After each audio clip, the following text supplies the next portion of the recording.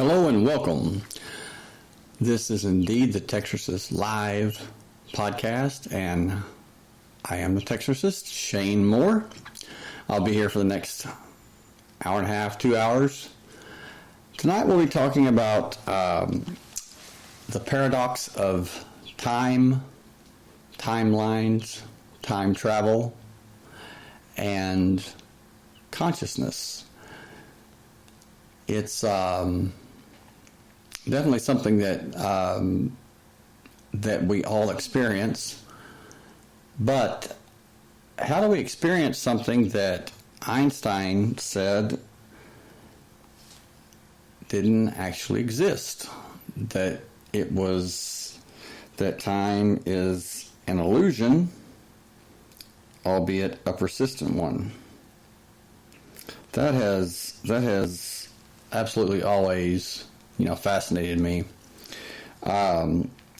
because I would, as a child even, I would notice that time wasn't constant, that it would, speed up, slow down, maybe just a little bit, microseconds. Hey, Mona. Glad you're here. Thank you for being here. But, yeah, and we all have experienced that. Whether it be microseconds or seemingly longer. And the problem is that, hey, Nazarene, glad you're here. Always a pleasure. But we measure, hey, April. There's April, Nazarene. All right.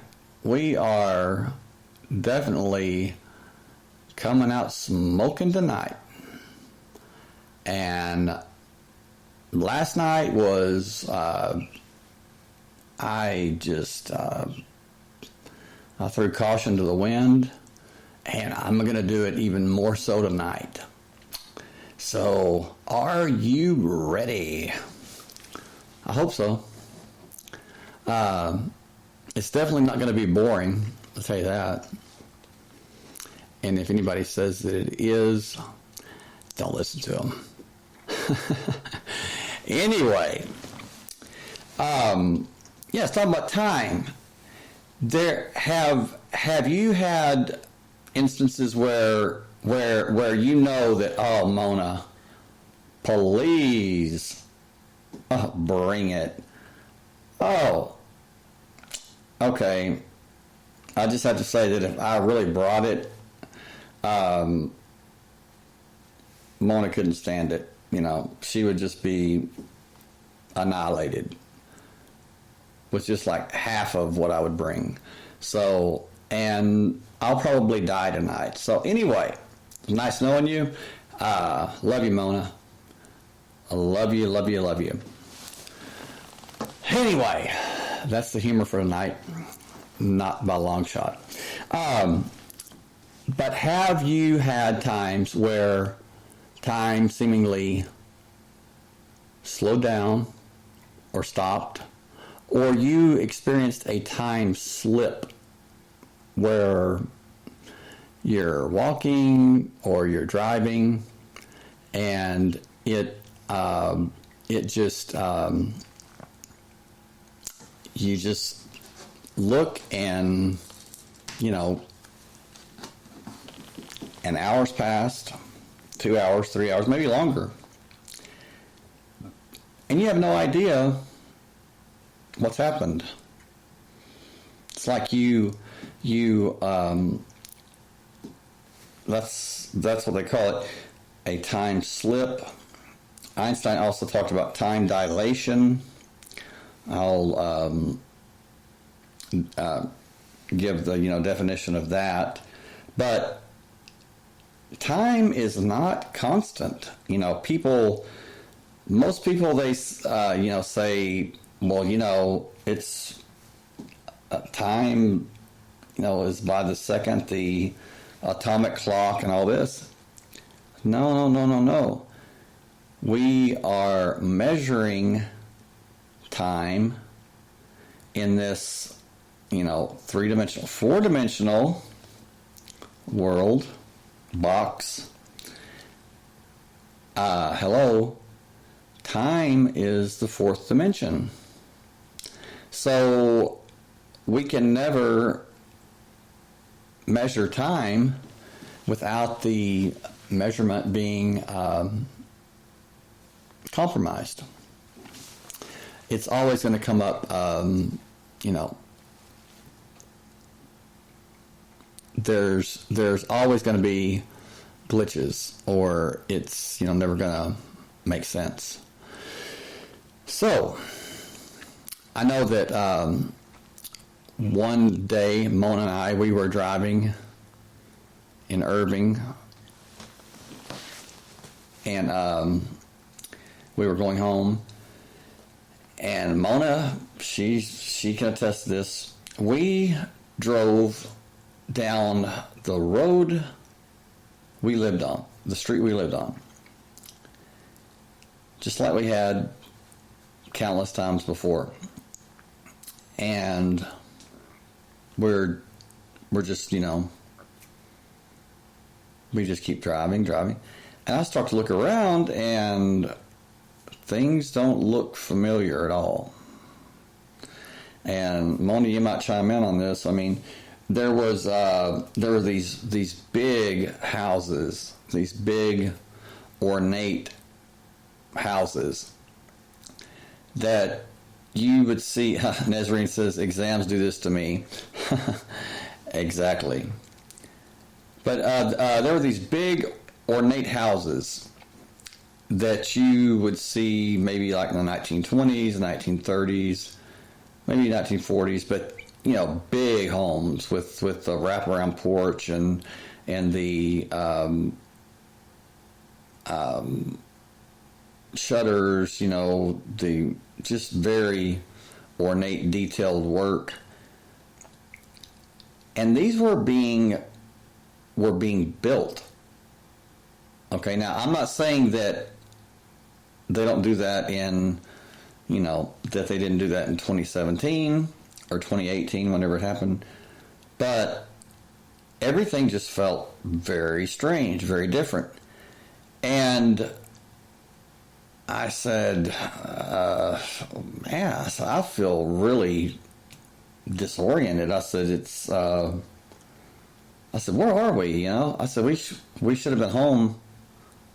And she says, I don't know. So we pulled over, got on our cell phones, and looked, and we were like 13, 14 miles away from home, but we never passed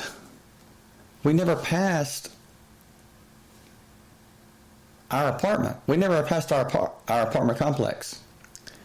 We never, ever even remotely, it was like, what, Mona, like maybe four miles from the highway. We were like 14 miles, and we had not seen our apartment. We had not seen anything that looked familiar, and we were on the right road, on our road. So how do you explain that? And people say, well, you're probably talking and you just passed it up. No, that is not the case. Not the case. We were in a hurry to get home. We had bought groceries and, didn't have time to waste. But it was like we went through a time slip, and it was really creepy. And it just happened that one time. It didn't happen again. And no, we were not doing drugs. We were not drinking. Maybe if we were, it would be a lot of, would explain a lot. But hello, Cheryl. Glad you joined us. Hello from Texas. And Mona says, yes, I remember the big homes, but I don't remember what they look like. Well, oh, no. That's okay, Cheryl. Sometimes the chat's kind of slow, but no worries. Yeah, we should have been home within minutes, and it was almost an hour before we got home. I mean, we were on the other side of town, and if you know anything about Irving, which is why we moved to the wild frontier, man,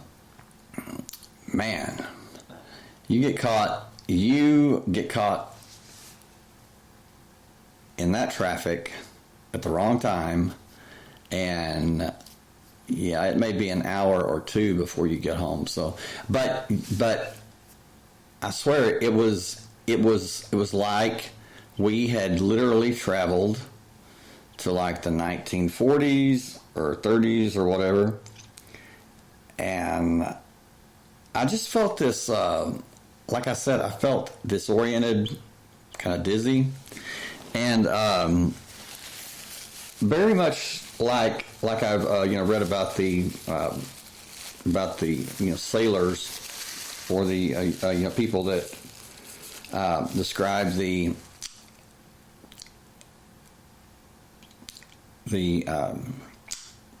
Bermuda Triangle, that it just something off. It's not really something that's ominous, but it's just not right, and you know it. There's just something in your being. You just know that something's just not right, and definitely will make you check your surroundings. But in southwestern France, in the area of, guess what, Rennes-le-Chateau, that I talk about quite often on the show, there was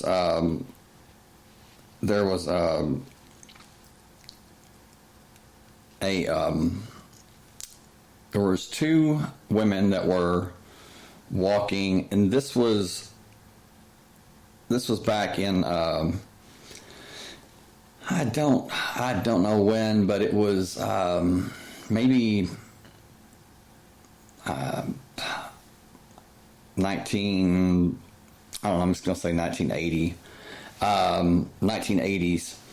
These women that were walking, and they said that they got off of the path or trail, and that area of France, southwestern France, is very, very mystical.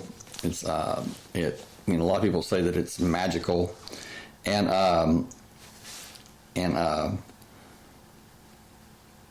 that it holds certain properties, that what you bring there is magnified, and there have been people that have had what they say is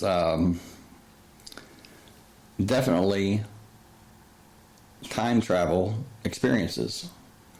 One of those people was the artist Salvador Dali. He was at the train station at, and I know I'm gonna butcher this. It was in southwestern France. Okay, at Perpignan or something like that. And he actually painted, and if you know Salvador Dali, his paintings were very, very interesting, to say the least. The melting clocks. Again, the melting clocks. It was about time. Everything, a lot of his paintings were about time. Clocks moving backwards, clocks like a mirror, like a reflection, only it wasn't a reflection, it was the actual clock on the wall in some of Dali's paintings. The numbers were backwards. What's he saying? He's saying, I know something you don't know. Or I know something that very few people know. How did he know that? He'd been there. And people would say, how do you find your ideas, How do you find your genius or your madness? And how do you have your mystical experiences? And Salvador Dali was the one with the long waxed mustache that he was so famously known for. And he always said that it was his mustache, his antenna. And, joking, but there was much more to it than just that. Salvador Dali was, in my opinion, from what I have researched, and I have researched it greatly for almost 20 years now, and it just keeps going. Salvador Dali was part of a secret society of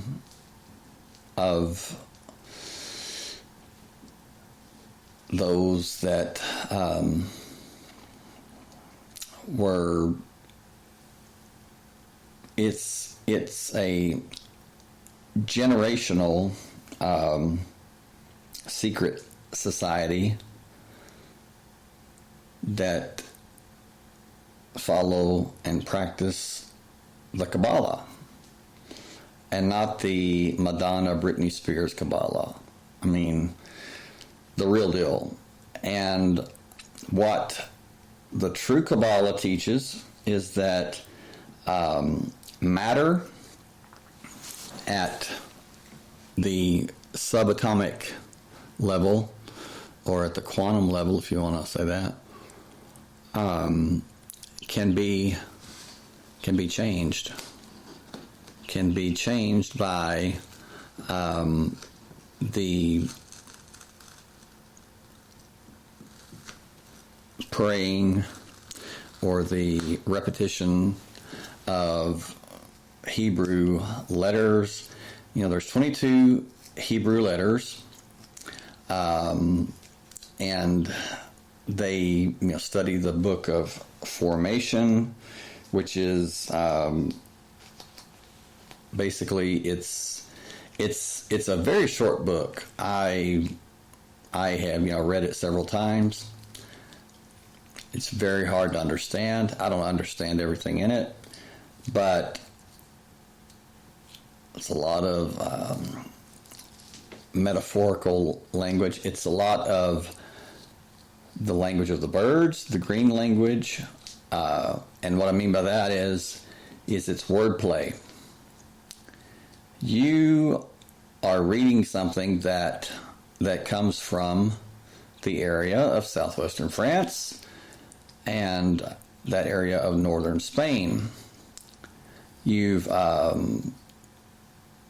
heard of the troubadours that would, sing, and their songs, they would actually, sing songs, and people would say, oh, that's so lovely, or, that's such an interesting song.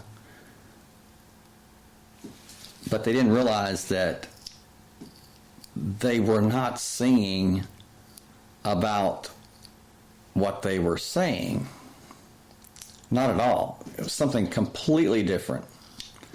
And that's what these secret societies, the true secret societies, that's what they do. They can talk in a crowd of people. I mean, just people all around them. Intelligent people all around them. They can talk to each other, and it's really creepy when you think about it, because it sounds like that they're having a conversation about, football game, work, politics, religion, that kind of BS. But they're talking about something else completely different. And that's the language of cant. C-A-N-T. If you want to, I would encourage you to look it up. It is very interesting. It's very eye-opening at how wordplay is what I call it. Some people call it word salad. It's not a salad, because it is very very detailed. Everything is basically, it's one word can have many different meanings. Now, when I say dog, okay, you see a four-legged, furry creature, but they say dog, it could mean, it can mean endless things. It's what precedes that word and what precedes that word. So it's a secret language. And many people say, well, they speak Hebrew or they speak Aramaic, or maybe in some they do, but I assure you, it is the green language. It's the language of the birds. That's what it's called. The cant language, and it's definitely worth looking into. And if you want to really, really exercise your subconscious, really stretch your mind, go to Kindle or to your nearest bookstore and get the book Finnegan's Wake by James Joyce. It is a mind-bender extraordinaire. Will definitely, just knock your socks off. It begins in the middle of a sentence and it ends in the middle of a sentence. And it is just, it's seemingly gobbledygook, but what is it actually? It's an exercise of your subconscious. And very, very much so. So anyway, time. What is time? Well, have you considered that we're prisoners? All of us are prisoners. Everyone, everything are prisoners. To what? To the ticking traps, the clocks, also known as time. Think about it. When you're born, you begin to die. Sounds like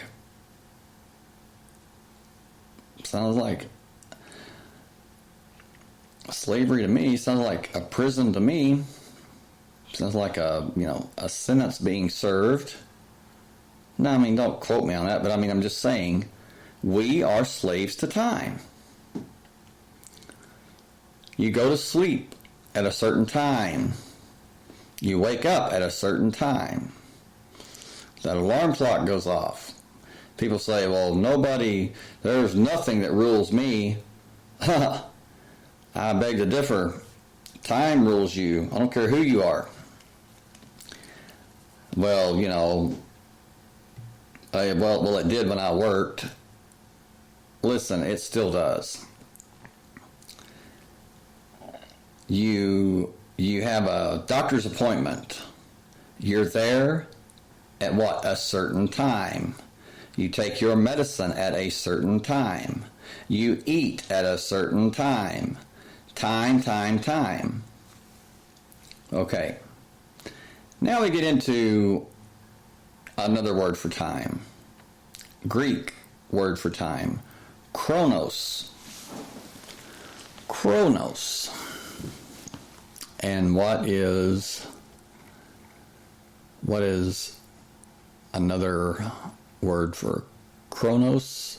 A name for Chronos? Saturn. Whoa. Saturn. The black cube. Think about that. Saturn it's been said Saturn was at one time directly over the North Pole, or yes, the North Pole. This was supposedly before, it became an icy, desolate place. But one thing about it is Saturn has a hexagon that is that's at the top of the planet. It's after all, Saturn is the Lord of the Rings, and that's literally, that's it. The Lord of the Rings, it's talking about Saturn. And Saturn doesn't have, Saturn doesn't have a very good reputation. Saturn ate all of his children, except for Zeus. And what does time do? Time devours. Time wastes away. I mean, it's no secret. I mean, what do? We age. We experience time. But Einstein proved and said that there is no past, there is no future, that everything's happening in the present. And that's what I call the power of now. He just said that we were in a position that we didn't have the vantage point to see that everything was happening now. Now, if you think about that,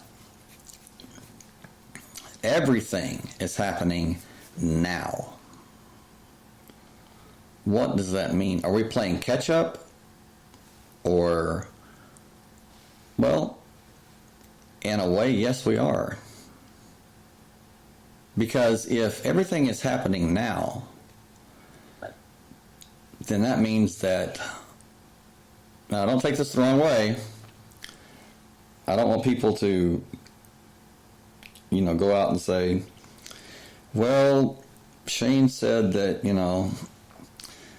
that everything's happening now, and what I'm about to say is, if that's so, and Einstein said that it was, that time is a point, it is not a line, it's not linear, it's all happening now, then that means that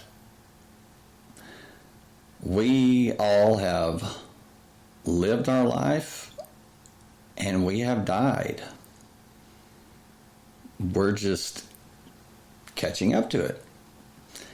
We're just going through the motions, and that's something that is very, very perplexing. It's very fascinating, to me at least, which I'm kind of weird that way. People say, don't delve, don't even look, don't even think about researching that. Buddy, if you want to see fast, you won't even see me. You'll just see a glimmer, because I'll be on that so fast. Do not tell me, don't touch that. Do not look into that. Oh man, worst thing you could tell me ever. That's the first thing I'm going to do. But when you think about that, and it's yes, Nazarene, thank you. I was wondering if Mona had fallen asleep, or if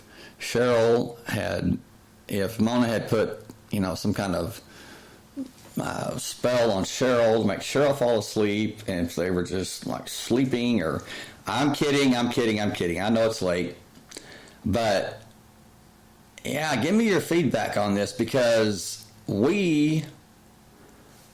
I really, really feed off of what you share.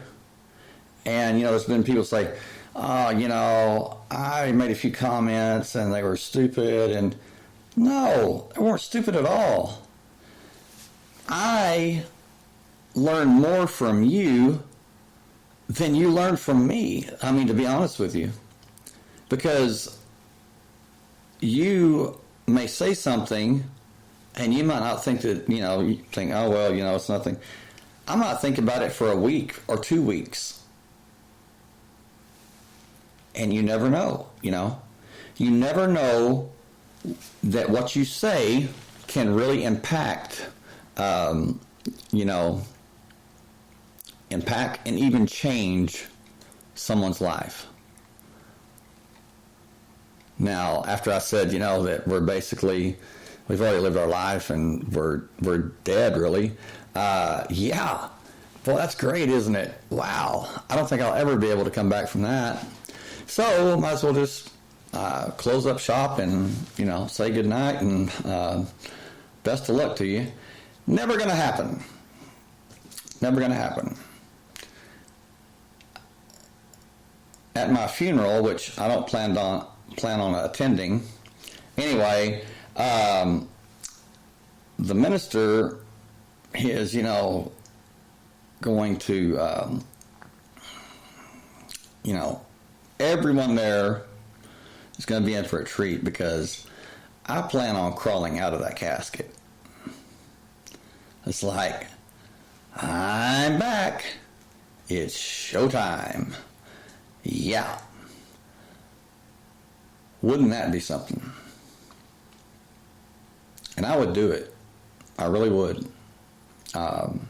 If I knew that it wouldn't, cause people to have heart attacks and a stampede, yeah, I would do that in a heartbeat. Well, I would be dead, so there would be no heartbeat. Anyway, okay. So, if everything is happening all at once in a point, Okay, then that means that everything, past and future, are now, happening now. And it is not like, okay, sure, I was just kidding. I was just joking. It is amazing. And Mona has told me, she said, you really need to, watch when you're joking around. She says, because she says, you can seem so serious when you're joking. She said, that people, they kind of look at me like, when I tell them, they say, hey, what have you been up to? And I'm like, well, working on my collection of synthetic fur balls out of ceramic cats. And they're just like, what the hell? I mean, what? Just boom, But, I check people like that. It's good to make sure they're paying attention. Anyway, I truly might be insane. But anyway, so if everything is happening at once, then that means that there is a world, there is realities,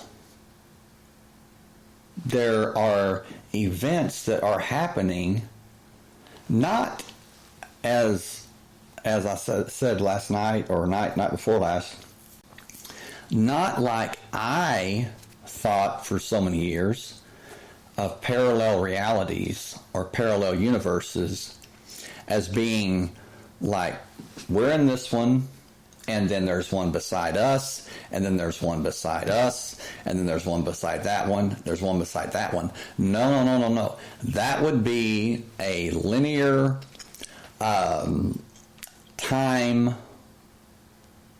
line. And with each choice, it would branch off into another timeline. The truth is, in my opinion, it is like a point, but what is a point? This gets so, you can take it to the nth degree. It's like, is time real? Well, first, what is real? I mean, really. And that's something that is actually being asked by the greatest minds of our day. I'm talking geniuses are asking, what is real? And it's about damn time they did. Because I've been saying, ever since I saw The Matrix, whoa, changed my life. Because I'm thinking, okay, who the hell hacked into my mind? Now, my ex-wife, she can tell you that I was talking about that very thing that The Matrix is based on. Oh, it was so surreal. It was like somebody had literally hacked my mind. Maybe they did, sorry about, Laura, hope you didn't get too sick. But it's like, literally, I have always felt like, and people are going to say, man, he is crazy. Okay. But just hear me out.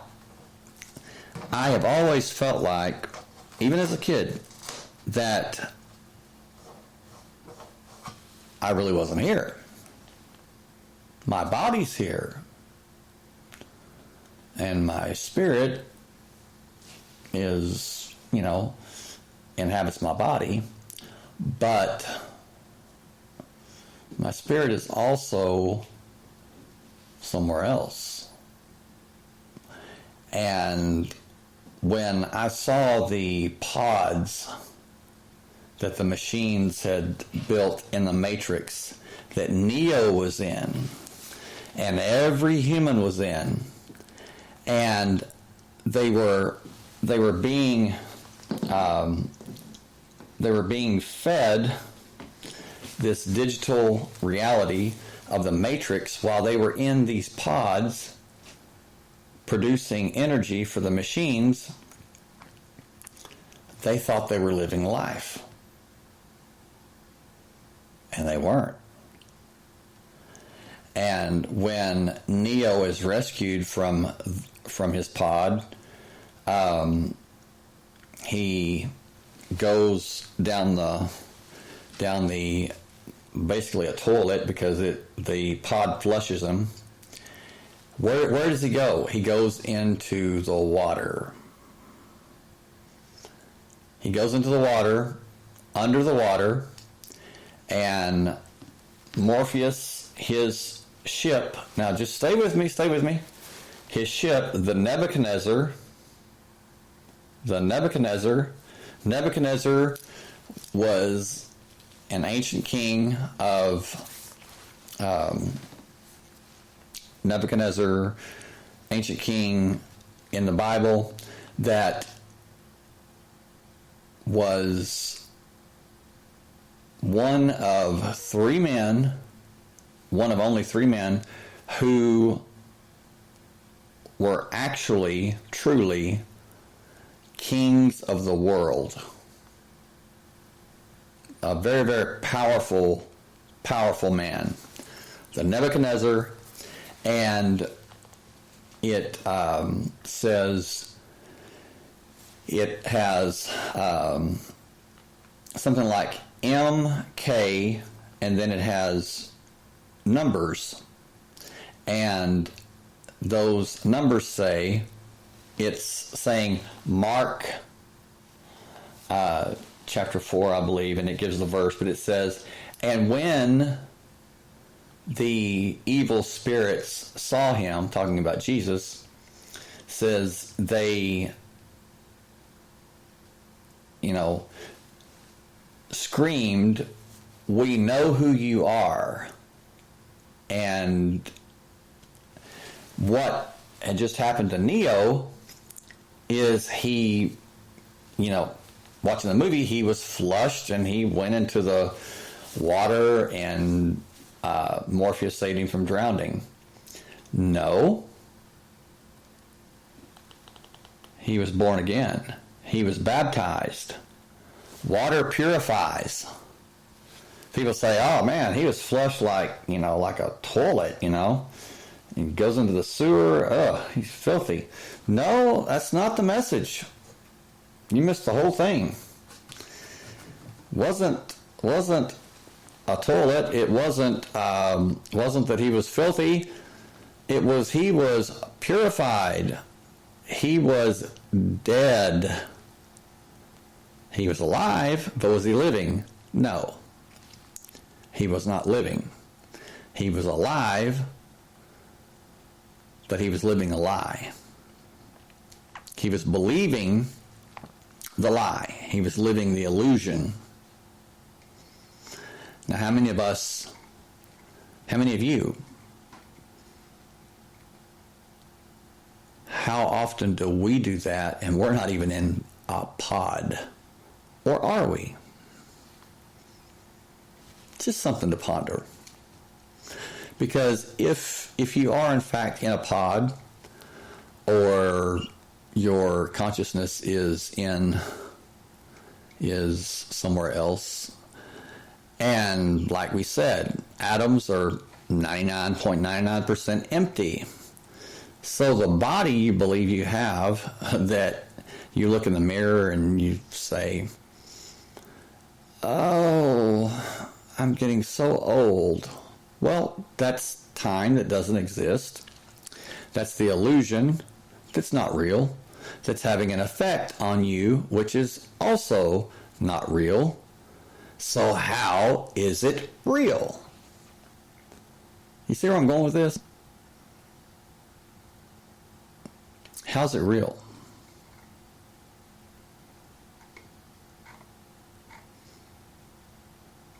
Again, the Matrix, Neo says, he says, if you die in the Matrix, he says, do you die in the real world? Morpheus says, yes. The body cannot live without the mind. And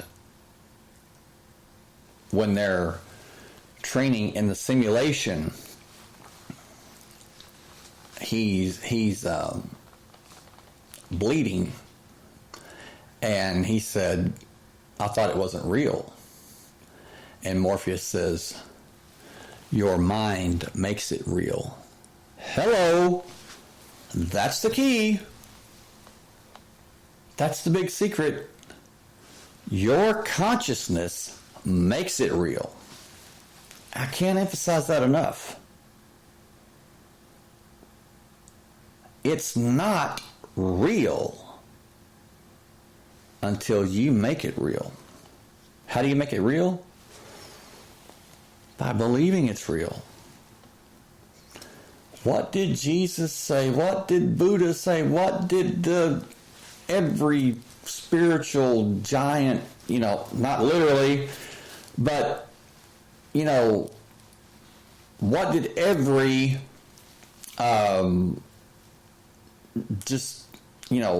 vastly enlightened person say? If you only believe. Well, I'm going to take that a step further. It's not enough to think you are. It's not enough to believe you are. It's only when you know you are. Because I can say, I think I'm going to do this or do that. Or I believe that I'm going to do this or that. But the key is when I say, I know I'm going to do that. That's saying, I've already done it. It's in the past. And since everything is happening all at one time, it's truth. Now, I'm not saying that I haven't failed. I've failed plenty of times. But I will say this. There have been times, many times, since I learned this secret. Man, wish I'd learned it when I was, in the crib. Oh, that would have saved me a lot of problems. But would I have really learned? No. And that's the damnable misery of it, is that we don't learn by our successes. We learn by our failures. We learn by our shortcomings. We learn by our pain. We learn by suffering. Because let's face it, when you're happy, you're laughing, you're on the mountaintop, are you learning anything? No. You're too busy. Time flies when we're having fun. But boy, does it slow down when we're not. Why is that? And it literally does. It slows down. But why?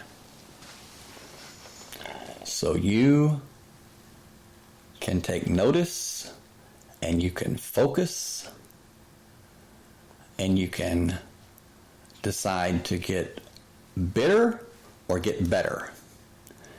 Be the victim or be the victor. You have the power.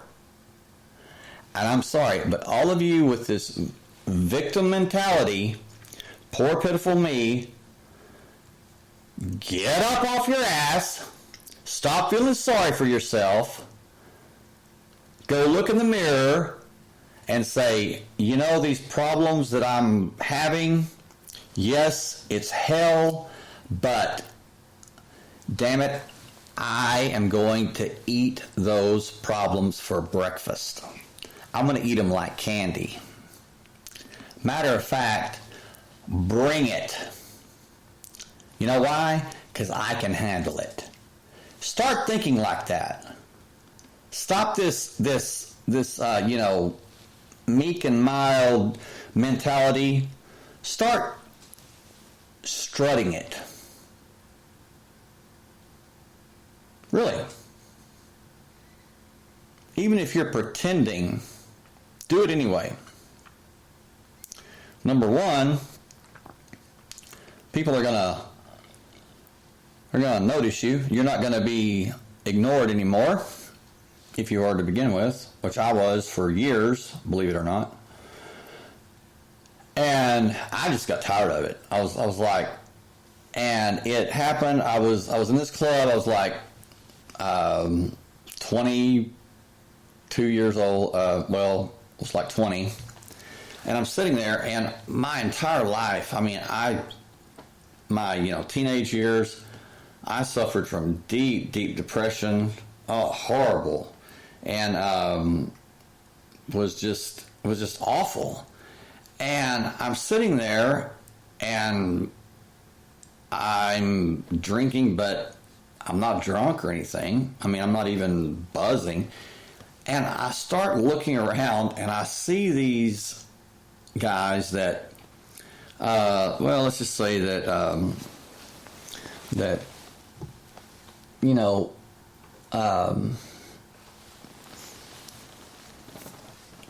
their physical attributes, you get what I'm saying. They were lacking in that department. Okay, were they ugly? I don't know, but I'm watching these guys with that are walking up to these beautiful women, and there was something there that I just didn't understand. And so I sat there and I watched, and then it hit me. These guys, they may not be the best looking guys here. They might not be the most muscular. They might not have the charm and the charisma. But what they do have is not so much courage, but they weren't afraid to fail. They weren't afraid of being rejected. I'll say that again. It wasn't so much courage as it was they weren't afraid of rejection. They're like, well, if she says no, I'm not interested in you, you're so below me, or you're not on my level, all that BS. They're like, well, there's plenty of other women, that I can dance with or, get to know. So I'm sitting there alone, and it was just, and I thought, I talked to myself. I said, self, and I knew it was me because I was wearing my own underwear, and yeah, it was me. I said, self, let's do this. It's going to be sink or swim. Was I scared? Yeah, little. But then I walked up to this woman, and I saw something like her dress and her jewelry, and I just was like, oh man, she is so above me, and I'm so below her. And so I retreated. I didn't run, I retreated. And I talked to myself, you can't walk up to anyone, really, and fake it. You have to believe it. You have to really believe it. And it may take an hour, it may take a day, it may take 2 weeks, it may take a month. I don't know. But when you get to that point to where you're sick and tired of being sick and tired, and you know what you have to do. So I regrouped and went back, and it was sink or swim, do or die. And you know what? I found out that I couldn't swim. I could walk on water. And I waved bye-bye to the past, which is not really in the past because everything's happening now. But you understand what I'm saying. So, kind of got off topic there, but evidently someone needed to hear that. And whoever you are, live it. Live it. Don't just think about it. Take action. Do it. Step out. Step out, step up. Speak out, speak up. And you'll be fine. Anyway, okay. Time.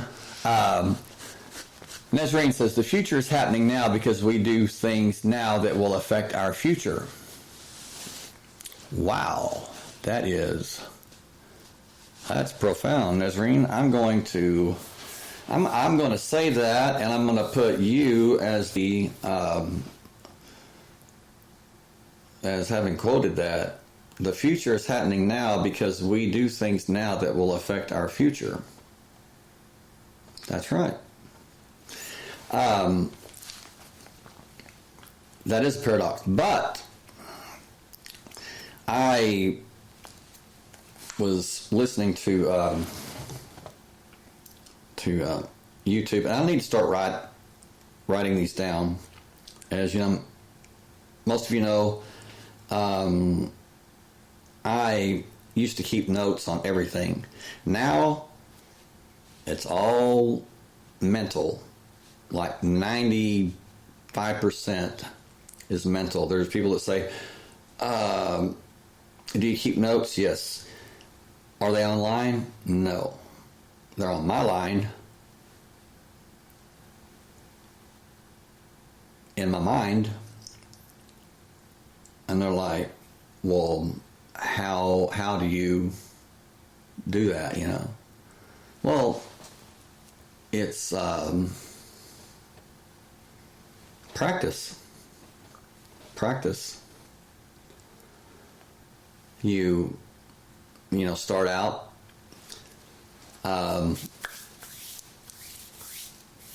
slow and build up. Little by little, it's the experience.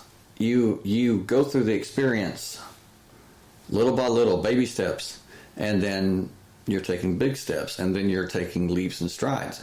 And so experience. There's no better teacher than experience. I say there's 3 things that will lead you to success. Number 1, experience. Number 2, experience. Number 3, experience. nothing else equals. But I was listening to someone on YouTube the other day, and he said it has been proven by quantum entanglement, and that's where two photons, they are together or connected, and then they are separated, and they can be separated for a distance of light years. When one turns one way, the other turns the same way. When one goes up, the other one goes up. Down, down. It's like they are connected by this invisible connection. It's like they're connected even though it's light years away. How does that happen? How does that work? And since we are basically energy, because again, atoms 99.99% empty, we are light, quanta, and now they're saying that they have discovered quantum or quanta that get this, that is seemingly immortal. Yes, it lives forever. And let me see if I can find that. It's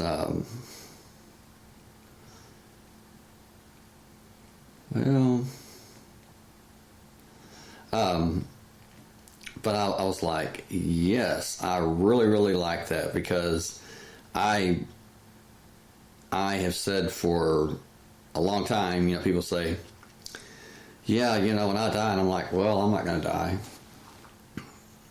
And sometimes I just leave it at that, and they're just like, okay, he's crazy. My body's going to die. But as far as me, I'm not my body. And that's just it. When you break away from the quote-unquote avatar in this simulation, because time is the fourth dimension, but time is an illusion, so it's not real. So if it's not real, then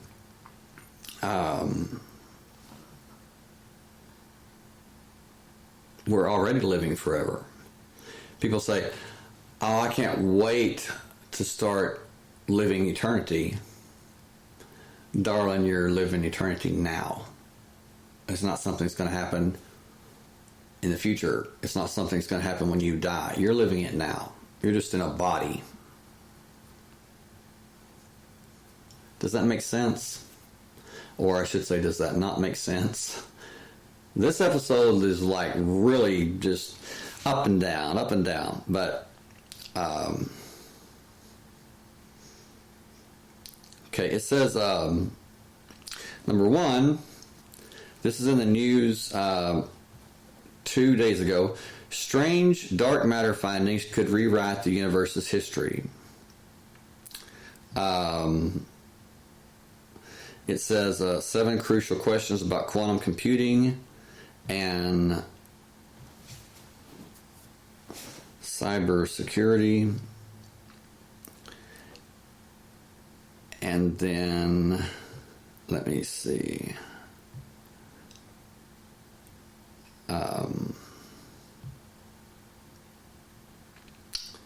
Okay. I'm trying to find this about the immortal quanta. And so if what does being immortal mean? Well, really to me, it means that don't take this the wrong way, because I don't mean it this way, but it means that if you are immortal, does that mean that you suddenly had a beginning? You know, you were born, but isn't that just your body was born? Could it be that just your body was born? What if the greatest revelation, the greatest secret in the entire universe is that, what if you've always been? What if you've always been? What if you had no beginning and you have no end? What is the definition of that? Now.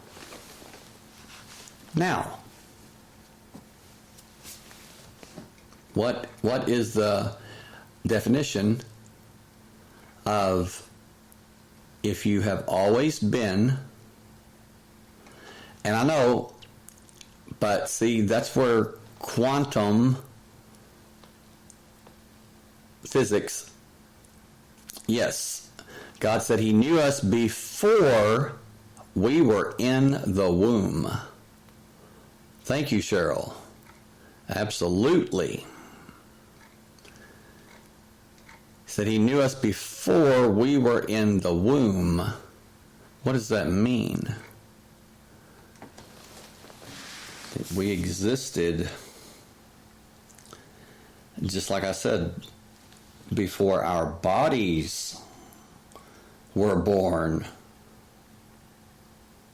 And you know, while we're talking about that, it's really something, because things are, quantum computing and quantum, physics can do what it wants. It's not the only thing that is growing exponentially.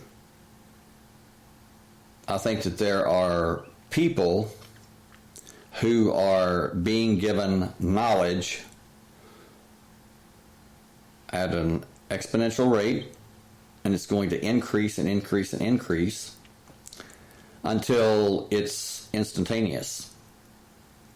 Call it what you will, but remember,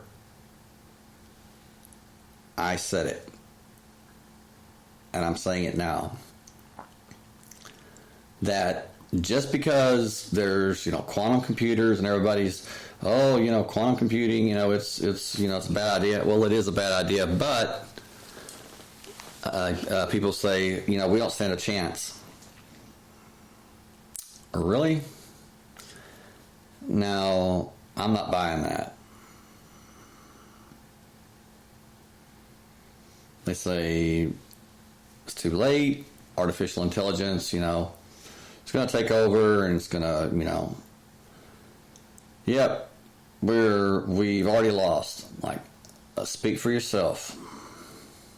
Speak for yourself. Because I know, I don't think, I don't believe, I know that I have something, and I know all of you have something that artificial intelligence will never have. And it's something that is a hell of a lot more powerful. It's no contest. You have spirit. Artificial intelligence will never have spirit. Artificial intelligence will just have knowledge. Yeah, I'll have a lot of knowledge, but they won't have spirit. Could it be that in Genesis, where it says that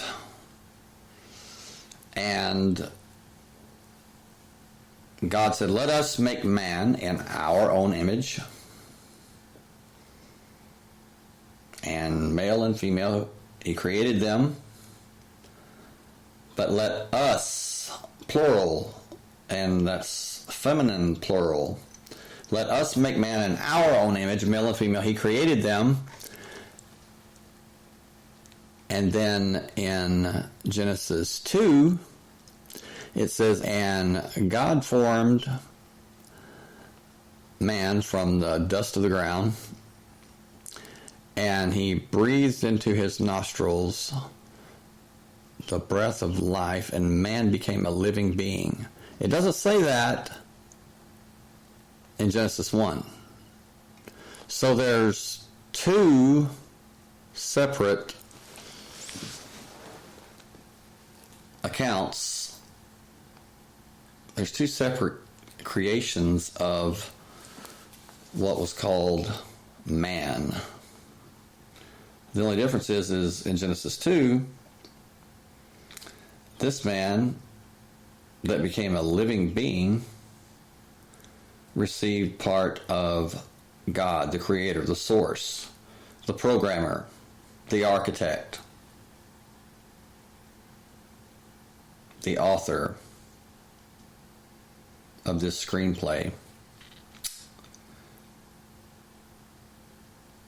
Whether it's genetics or whatever, yeah. When it says he breathed into his nostrils the breath of life, that's that spark. That's that spark that whatever happened in Genesis 1 just wasn't there. I truthfully believe that Genesis 1 could have been artificial intelligence. You know, I mean, it's feasible. It is feasible. And then God, the source, the creator, the programmer says, there's something missing. I can't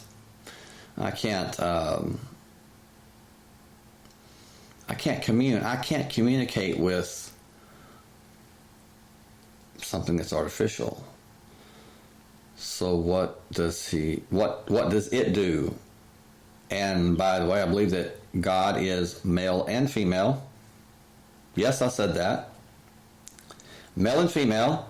If you read Scripture, it says, and God created man, Adam, male and female, he created them. And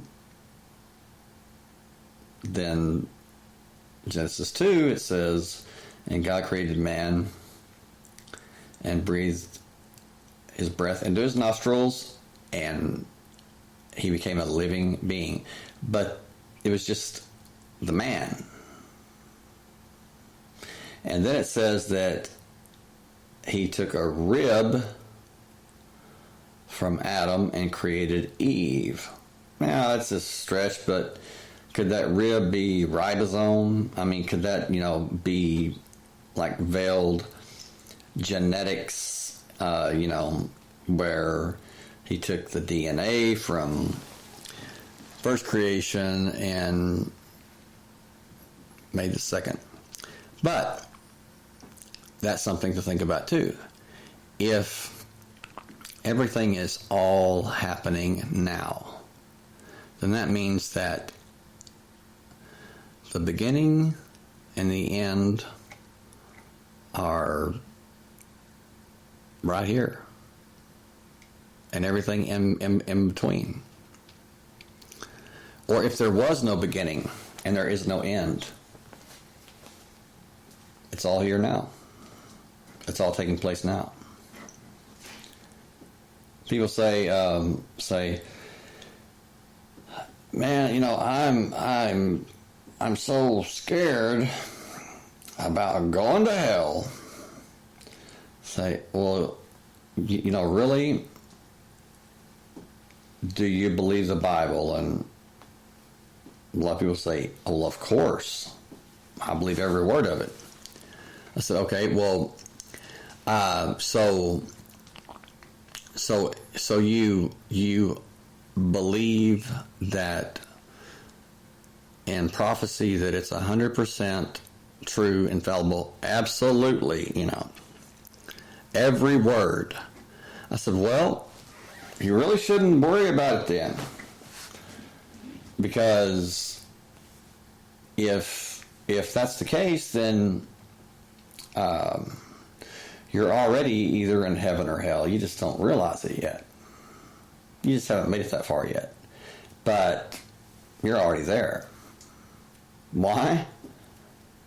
Because Revelation, it describes how things are going to happen, and that some make it and some don't. And, and there's no tears, and, everybody lives happily ever after, and those that don't are burning in an eternal hell fire, skin melting, head popping. It's just, horrible. This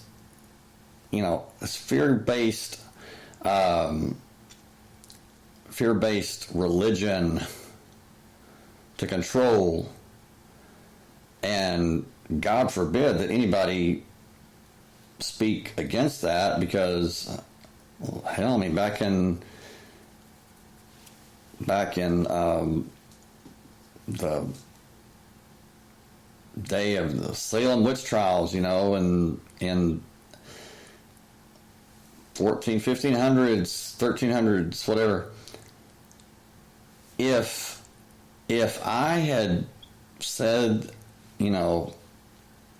this about time, and there's no time, there's no space, because you can't have time without space.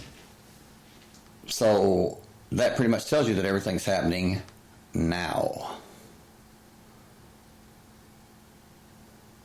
And because space is the distance between what? 2 points. Well,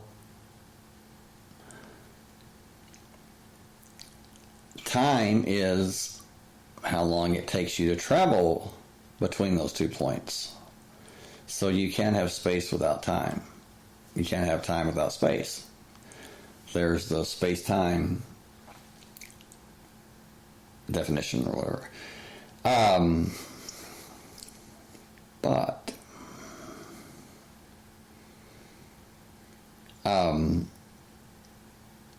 Okay, well, I'm not finding it now, but it was definitely that some of the quantum, the very, very, very small, the smallest that they have found, possibly even the smallest that will ever be found, I don't know, but they said it is immortal. It does not die. And I immediately thought about, if it doesn't, then could it be that it's always been? And I believe that that's a very probable case. But do you agree that that we are all slaves to time, and that time is, in my opinion, there's something that is being hidden from us, or something that has been hidden from us, and I believe that it goes back to time. Whether it be time travel, time manipulation, God has said, what we do in what we did in our past affects our future. I'm like, well, thanks. That's pretty obvious. He says, but what we do in the future affects our past. But he's not talking about it in the way that we define it.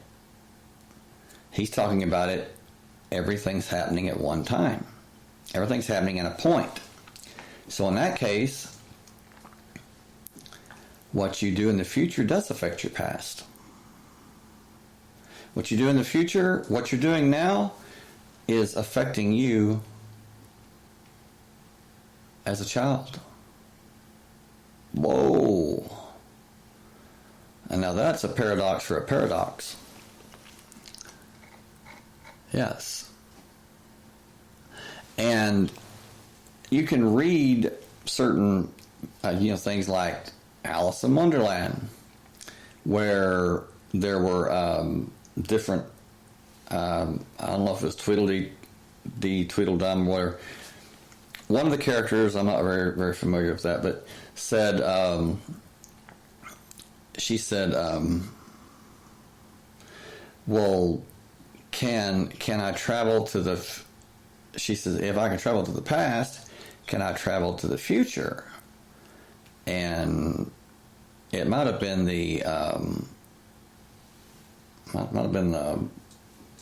I don't know.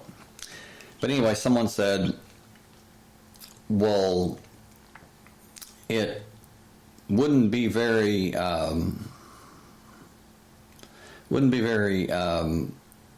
good or profitable if time only went one way.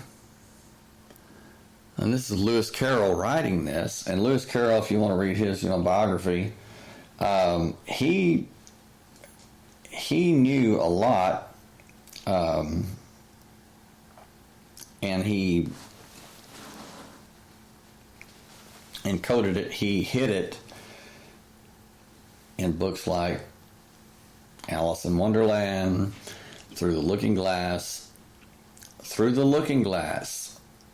Talking about dimensional travel. Time is a dimension, the fourth dimension. So theoretically, there could be many times stacked on top of each other, all happening now again. Any thoughts? Anything you want to add to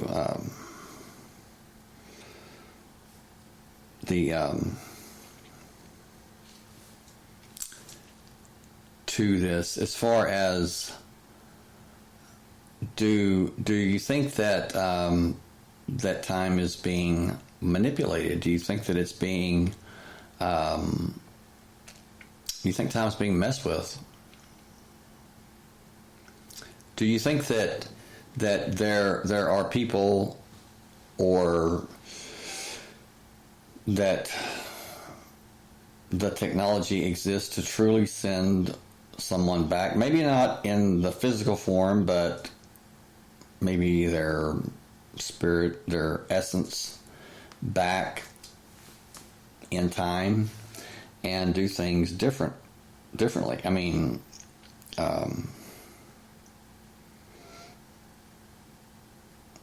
just curious.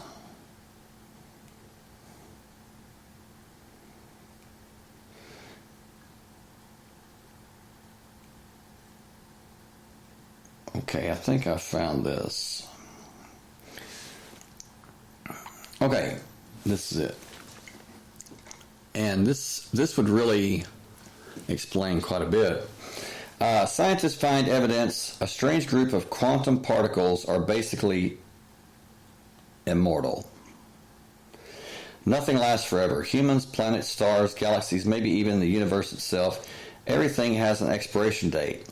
Quasi-particles aren't particles the way we typically think of them, like electrons and quarks.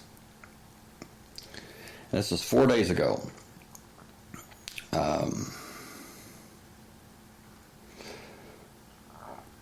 It says,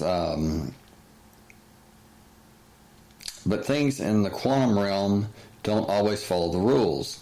Scientists have found that quasi-particles in quantum systems could be effectively immortal.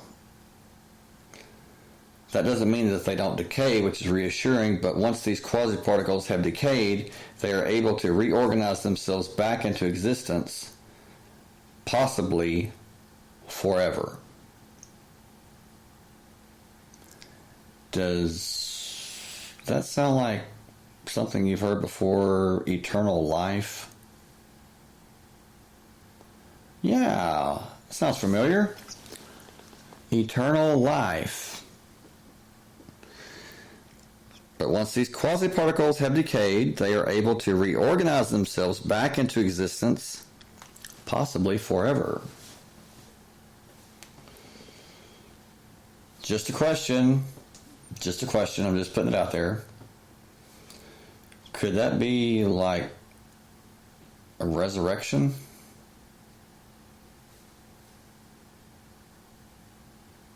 And by the way, it's been stated, Mel Gibson, he is, saying that he's making or has made a sequel to The Passion of the Christ called The Resurrection. And he was on Stephen Colbert the other night. I saw it on YouTube. And Stephen Colbert, I don't really care for him, but Mel Gibson was, talking, and he says, I understand that you're doing a sequel to The Passion of the Christ. And Mel Gibson says, yes. He says, I am. And he says, it's about the resurrection. And Mel Gibson says, yes. And he says, and Stephen Colbert just cut him off and said, I know the ending. I read the book. And Mel Gibson says, you know the beginning. You know the beginning. Now, that's all I said. I mean, it's pretty cryptic, but he was definitely making a point that he knew something that Stephen Colbert did not know. Whatever that is, I have no idea, but I find it pretty strange that like a day later, or maybe two days later,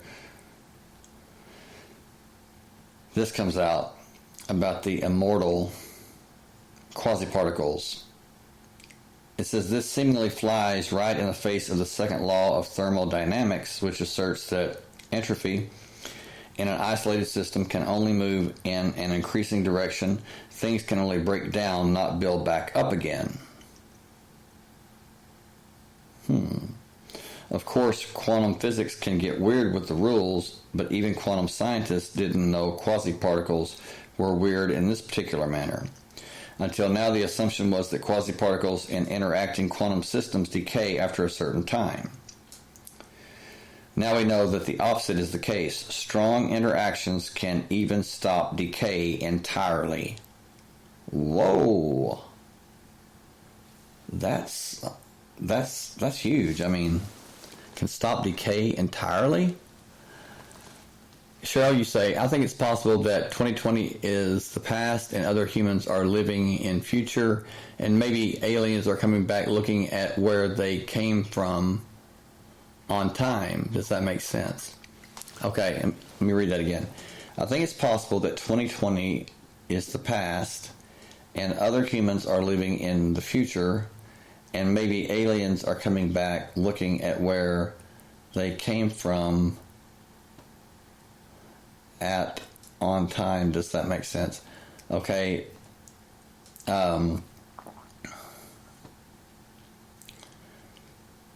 It kind of does. I think the where you say coming back looking at where they came from on time is kind of tripping me up. But I'll take that a step farther, I believe that it's not just like you said, other humans are living in the future. I believe we are. I believe we're living in the future. I believe we're living here now. I believe we're living in the future. Like I said, if Einstein was, correct, and everything points to that he was, it's all said and done. So we're all living in the past, literally. We're living in the future. We're living in the now. Why? Because everything is in the now. Everything is in the point. And when we stop thinking about time as being linear, and how do you do that? Imagine yourself floating up. The higher you get, the smaller things get. And that line, the higher up you go, the more that line that you can see because of our vantage point, that line slowly shrinks into a point. And everything's taking place in that point. So I believe we're living past, present, future, because it's all in the point. Absolutely. It says, quasi-particles aren't particles the way we typically think of them, like electrons and quarks. Rather, they are disturbances or excitations in a solid caused by electrical or magnetic forces that collectively behave like particles. Phonons, the discrete units of vibrational energy that oscillate the atoms in a crystal lattice, for example, are often classified as quasi-particles, as are polarons, electrons trapped in a lattice surrounded by a cloud of polarization. Now, they're talking about lattice, about the actual framework. There's certain, yes, absolutely, dimensions. You say maybe there were different detentions of time. Maybe there are different dimensions of time. Absolutely. I believe that 100%. We live in 2020, and maybe there are others living in 2025, and maybe others living in the 1800s.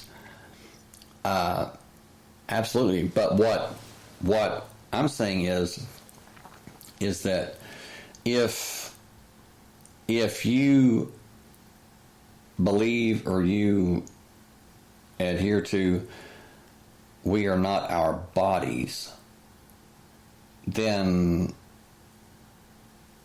theoretically we could be, when you say maybe others are living in the 1800s, those others could be us. Again, remember the movie What Dreams May Come,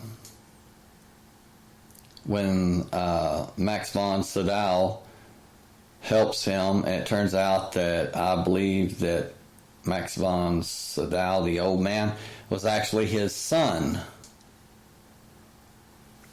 And there were all kinds of twists and turns in that movie. But appearances can be deceiving. Very much so. And it's like Jesus, in the Bible, when the Pharisees walked up and they said, "Who gave you the authority to teach this teaching?" Well, first of all, what is this teaching? Why were they so upset about whatever he was teaching? And he said, "I teach what my Father, They said, "Oh, you claim you claim to be the Son of God. And he's basically like, you said it. And they said, but you're not even 50 years old. Well, in Judaism, a rabbi cannot even begin learning the Kabbalah until he is at least 40 years old. He must be married, he must have children, and he must show that he can, he's a competent father, husband, and, takes care of his family, his life. He must be, he can't be insane. I mean, he can't be a slacker. He has to, put his money where his mouth is. I mean, he has to prove, because it is such powerful knowledge that there have been some rabbis in history that they have literally gone insane. Some have died, and but he said, they said if our father Abraham was here, he would basically be really ticked off, about what you're doing. So that kind of tells me that when they said you're not even 50 years old, kind of tells me that Jesus was teaching something that was really profound, very powerful to the common people, and the Pharisees didn't like it because what was he doing? He was for the downtrodden. He was for lifting people up. He was for empowering people. He was for those who had lost hope, those who had given up. He's like, no, try again. Come on. Do it. Don't think about it, just do it. And they said, he said, anyway, Abraham's not your father. He says, your father's the devil. And they're like, whoa. And he says, he was a liar from the beginning, and when he speaks his native tongue, for there's no truth in him. He says, he was a murderer from the beginning, and he says, just like you. He says, your hearts are full of murder and hatred. And he says, you want to kill me. He says, because you don't want to give up your status. You don't want to give up your man-made traditions, aka organized religion, man-made regulations. Does that sound familiar? Well, you send your seed offering of $1,000, and God's going to bless you 100-fold. You're going to get $100,000. Somebody's going to get $100,000 from a $1,000 seed. I don't know where this seed crap came from. It's a bunch of bull. Don't believe it. Please do your homework on these parasites, these scumbags. I tell you, they are the worst of the worst. They need to be put under the prison. Just please, can't stand it. But anyway, I'm going to get off on that because I could talk about that all night. And after this, I may do another podcast because I'm really ramped up right now. I don't know. I'm just on a tear. It's like I don't dare drink coffee because who knows what would happen. But seriously, I mean, there's a lot of things that are going to be brought out, that I'm going to bring out into the light for everybody to see. And it's not going to be like, well, you know, he's saying that, but, you know, I'm going to deny it. No, it's going to be undeniable. I'm not going to waste my time with you know, things that might be, or, you know, could be, but probably not. No, undeniable in that, on that topic.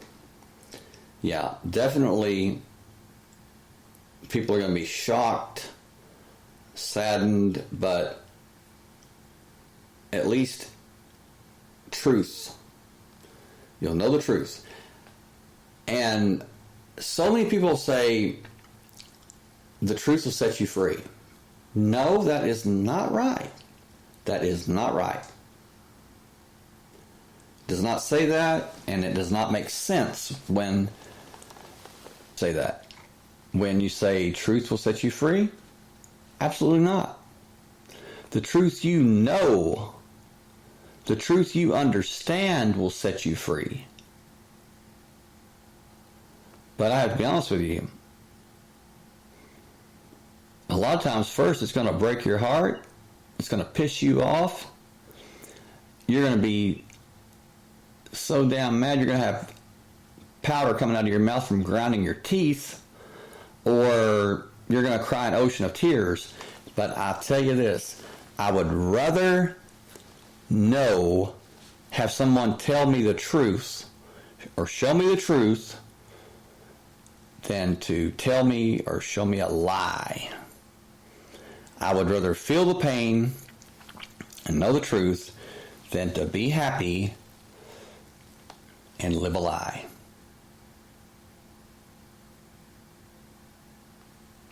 I don't have anything against people that have a lack of knowledge, which is the very definition of being ignorant. There's nothing wrong with that.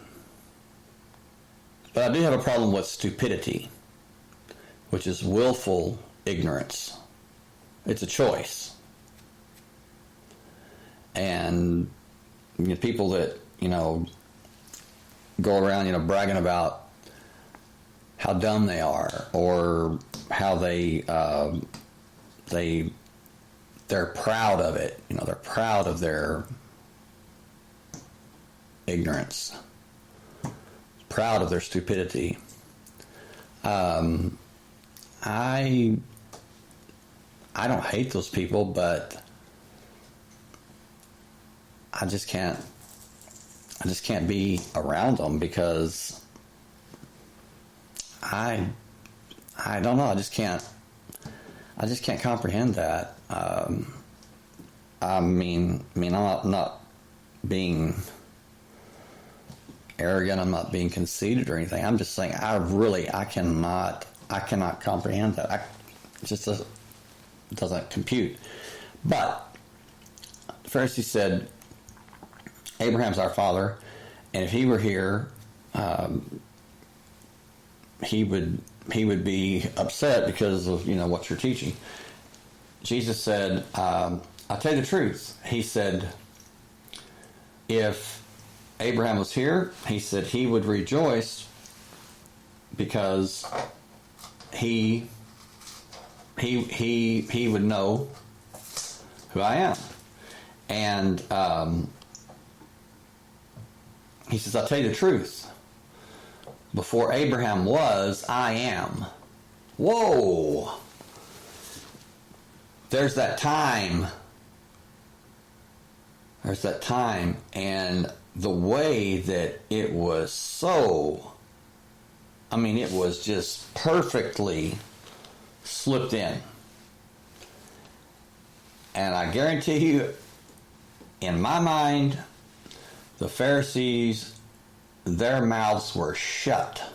Because when he said that, he said, before Abraham was, I am. Number one, he is saying, I am outside of time. I'm outside of this reality, this 4-dimensional reality. It says, I'm here, but I'm also on the outside looking in. It doesn't apply to me. I am with Abraham right now. I'm here with you right now. And I'm in the future right now. Because everything is happening all at once. And according to the Bible, what he's saying is, and I'm the one that has the power to comprehend it. I mean, can you imagine trying to compute, trying to understand, trying to process all of the information, all of the data of everything happening at one time? And it could possibly be the other timelines, the other worlds, the other before quote-unquote Adam and Eve. As many of you know, I believe that there's been 5 previous cycles of life, not necessarily human life, but it very well could have been on Earth, this little blue planet. And I have said that for 20-something years, 22, 23 years. And lo and behold, I'm watching the ancient astronauts or something, or some geology show about geology, and it says geologists have a team of geologists have found that there proof that there have been 5 planetary cataclysms that led to planetary extinction. And I'm like, you've got to be kidding me. It's like they hacked my mind again. It's like nobody told me that. I just started thinking, okay, what if Adam and Eve, the narrative of them was not the first, or Genesis was not the first? And then what if there were 5 previous, and I don't know why that 5 came into my mind, but it did. And then I started thinking about, okay, that would mean that we're on the 6th cycle. And I believe that it's the final cycle, because the 7th is, it's like the days of the week. The 7th is the Sabbath, the rest, aka the eternal rest. It's all over. I mean, I really believe that. It's like patterns do not lie. It's blueprints, it's patterns, it's templates. The days of the week, I believe, also pertain to these cycles of life, previous civilizations, on Earth. And so that's what I believe, and I'm sticking to it. But Cheryl, you really have some interesting thoughts, ideas.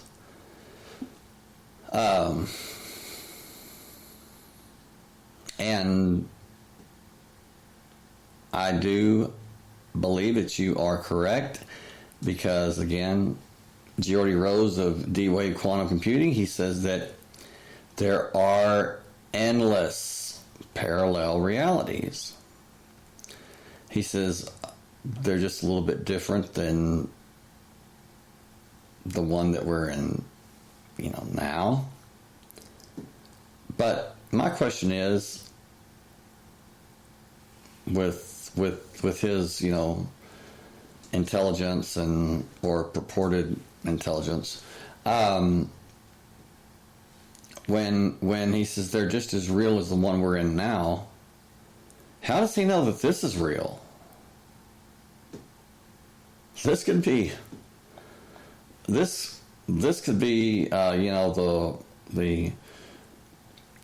4,756th simulation. It could be the 4,567th parallel reality. So why does he say, okay, well, as real as the one we're in now? Well, how do you know that this is not just another parallel reality? And it's definitely food for thought. Also, and we're coming up on two hours, so I'm fine. Like I said on January 1st, I'm not really going to adhere to certain hours or times or whatever, as long as people are listening and taking part in the live chat. I'm going to go when, strike when the iron's hot, or when the fire's hot, or the iron's hot. Yes. Okay. But he said that he says we're now able to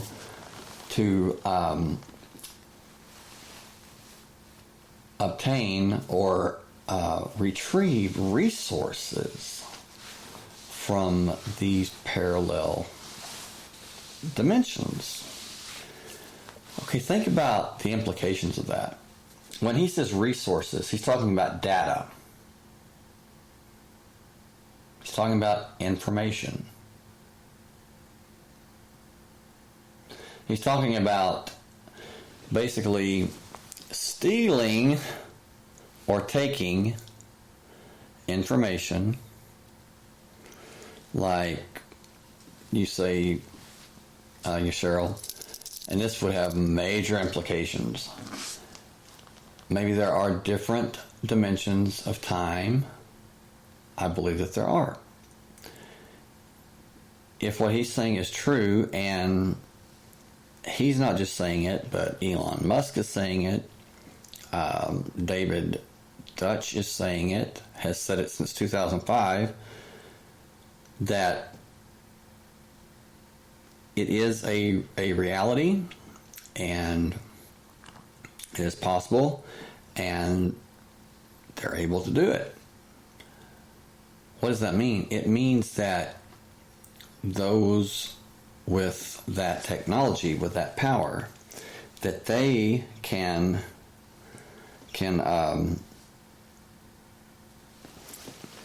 reach in and take data, possibly things that haven't happened yet, in this reality or this simulation, such as elections, which I don't believe that, I don't believe that voting, I think voting is a scam. Presidents aren't elected, they're selected. They're selected, they're not elected. And most of the time they're selected at the Bohemian Grove, you know, where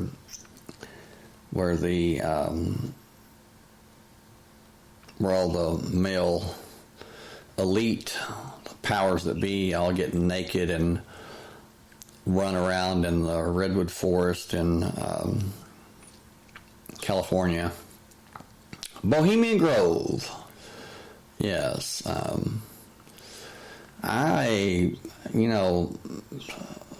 Whatever floats your boat, but that's just not my cup of tea. It's more like a nightmare to me. And they say that there's like a waiting list to join, like 10 years or more. Hell, I'd be trying to run out if I ever find myself in there.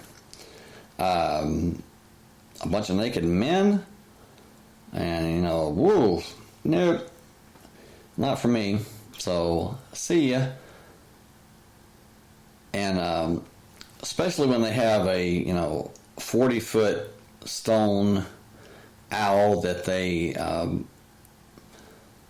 have a mock sacrifice to, along with humans screaming as they set this effigy on fire, and are all going into some kind of sexual frenzy at these screams. And it's like, okay, what's wrong with this picture? This is the president, George W. Bush, Dick Cheney, Rumsfeld, all of these, people, these politicians, reporters. I mean, look up the Bohemian Grove and look at the membership, or those that are part of it. Certainly the elite, certainly the business moguls, Hollywood moguls, the movers and the shakers. But I guarantee you, the true powers that be, those that really, really run the show, and I mean really control the puppets that we oftentimes look at as being powerful or having power and being able to control the world, or the true powers that be. You will never hear their names, and if you see them, you will never know who they are. They're just that powerful. They don't need money. Money's a joke to them. They don't need money. What they do need, what they have an insatiable lust for, is power. What do people who are all powerful want? More power. They can never get enough. And how do they gain that power? By controlling others. And it, I find it very interesting, very fascinating, also very, I don't know, it's amazing, really. that the Bible is describing the system of the beast system. People are like, whoa, that's Satan. It's the devil and all. Listen, it is the beast system that is that directly connects with and ties into man's, humanity's carnal nature, materialism, pleasure at all costs. And it's kind of like when you go to, Vegas and there's no clocks there. They don't want you to see what time it is. They don't want you to go to sleep. They don't want you to go to bed. They want you to keep gambling and losing your money. Money, money, money. Okay. But the Bible's talking about that beast system, about the financial and political, and get this, religious system. The religious system that is forced upon people.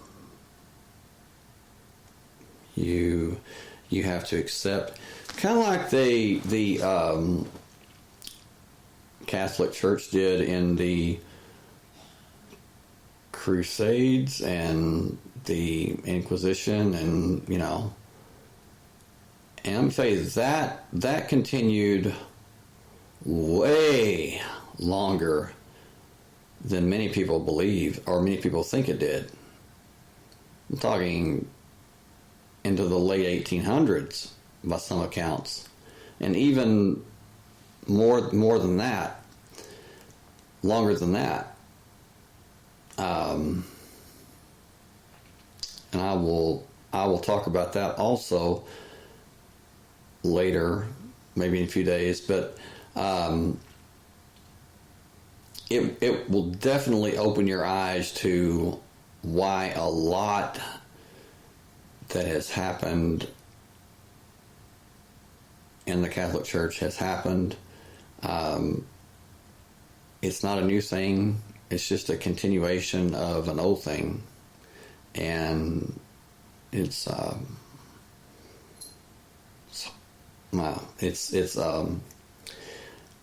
is so bad that even if I did an episode or episodes on it, I would definitely have to mark it as 18 or above. I mean, it would not be for the general populace. Horrible. I mean, really bad. But the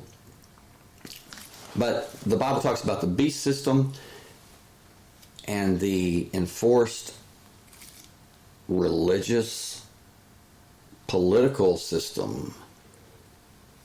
It's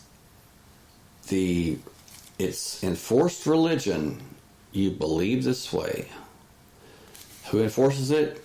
Well, the politicians. Because as far as what I read in the Bible, it is describing when church and state are no longer separate. They're together. And that's the beast system. Also, it has to do with what? Financial transactions, your finances. You can't very well live, you can't very well function in society without money. And even if you have money, you can't spend it because you're not part of the system. So they're not going to have to come looking for you when they want to find you. You're going to go to them. Why? Because you're not going to be able to buy any food. you're not going to be able to buy a pair of shoelaces. It's just, you know, man, people are going to be so shocked. I mean, with that, hungry or whatever, that they're actually going to go to the very ones that are, that are in charge of the beast system. And, beast, whatever. I mean, it's not, I don't see that as some man with horns or, Damien Oldman, all that.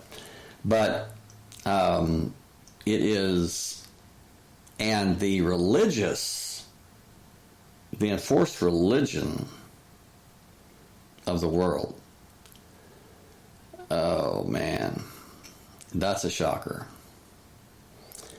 I don't believe it's going to be Catholicism. I don't think it's going to be Islam. I'm going to leave it at that. Because that is an entire show. Oh, man. Because what is taking place behind the scenes, it is, get ready, because it's, they're definitely pushing for it. And they've been pushing for it. It's just that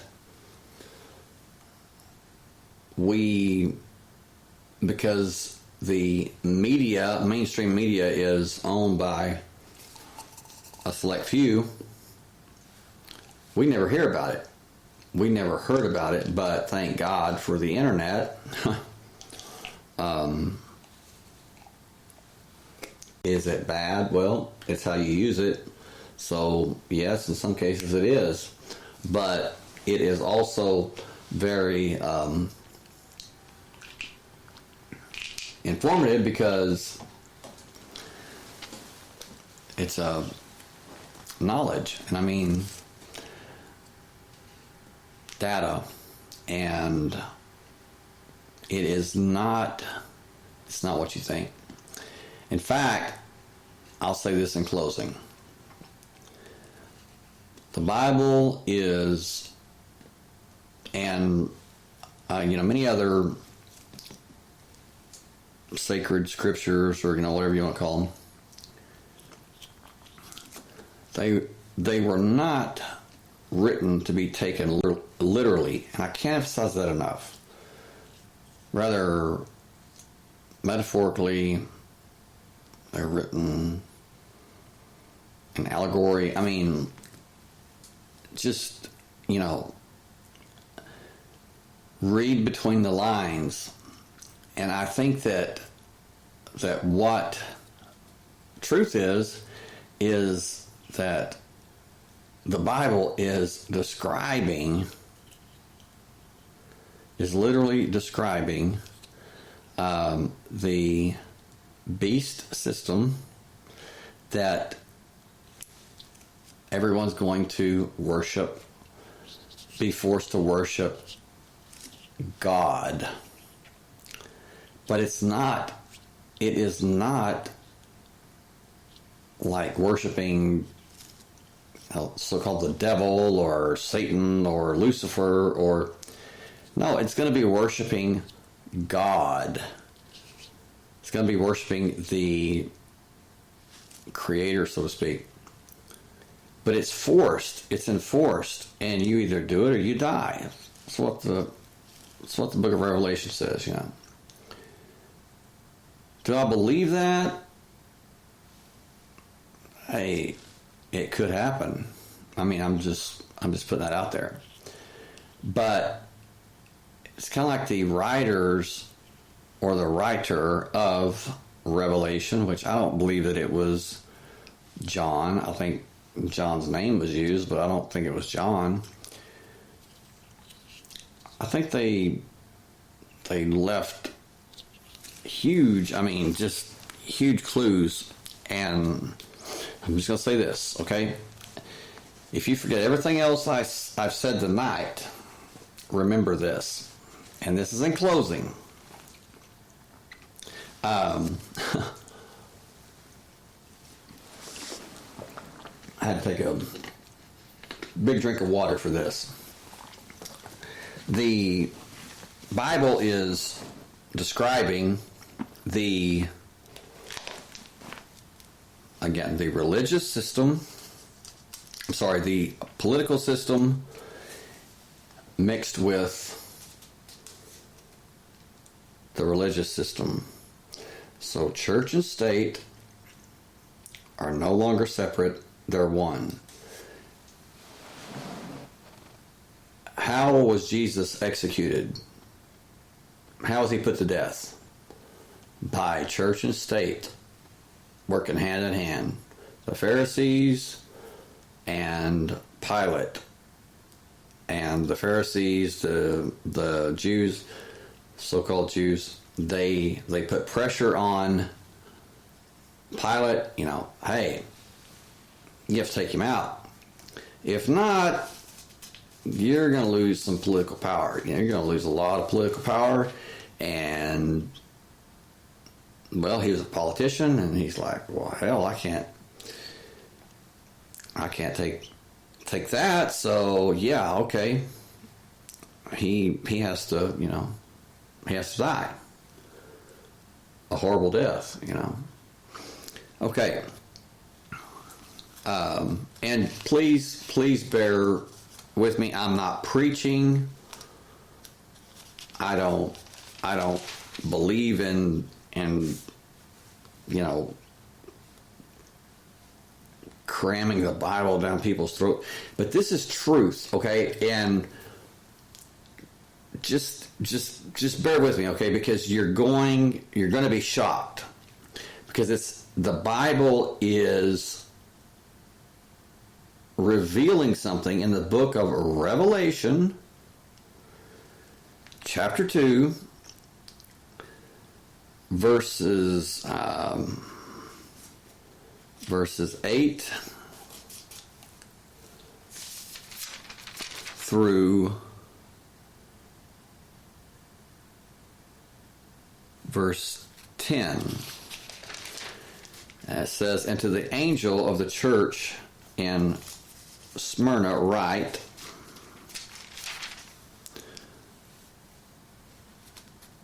the first and the last, who was dead and has come to life, says this, I know your tribulation and your poverty, but you are rich, and the blasphemy by those who say they are Jews and are not, but are a synagogue of Satan. Do not fear what you are about to suffer. Behold, the devil is about to cast some of you into prison, that you may be tested, and you will have tribulation 10 days. Be faithful unto death, and I will give you the crown of life." Okay, now, those of you that were part of last night's show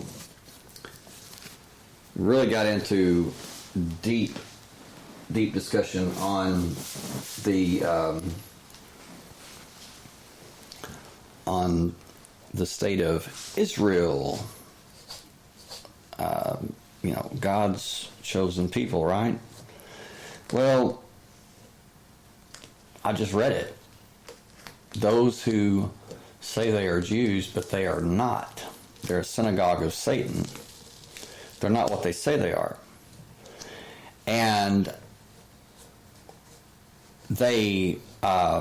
Judaism rejects Jesus Christ as the Messiah. Okay?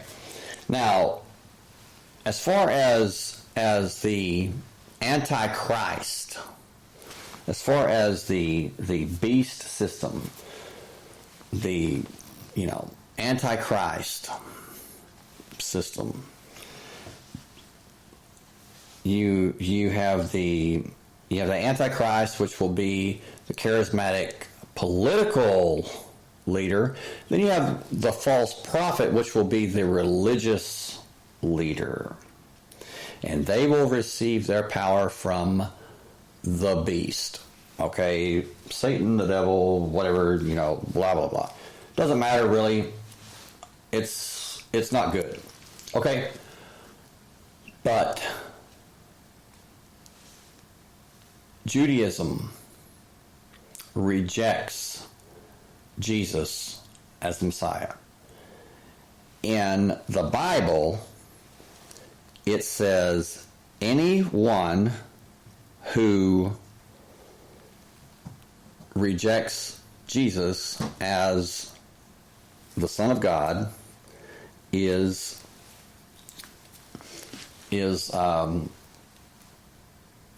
Antichrist. They're against Christ. So therefore, the definition, and please understand, I love Jewish people.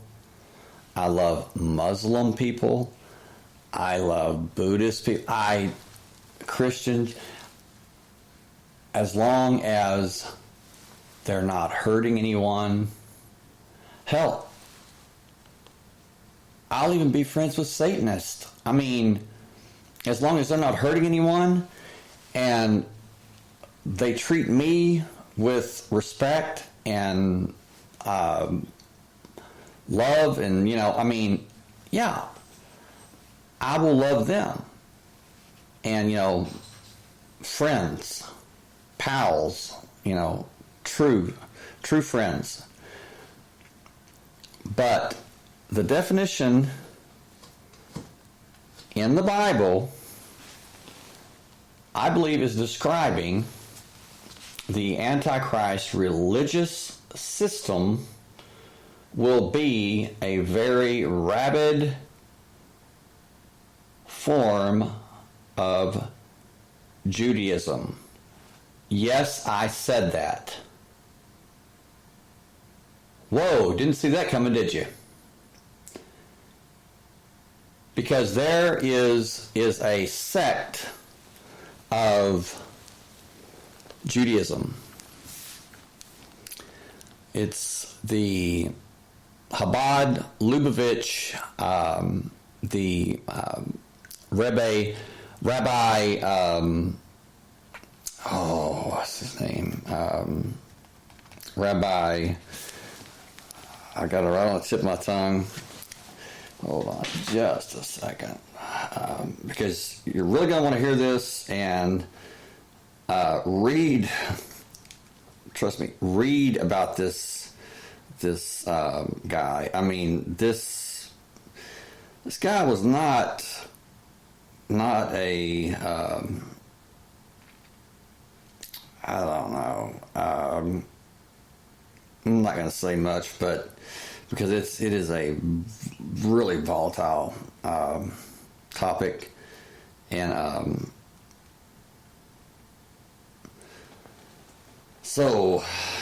and those of you that know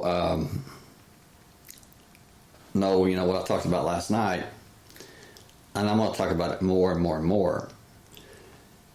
And anyone that wants to, say that I'm anti-Semitic, like I said last night,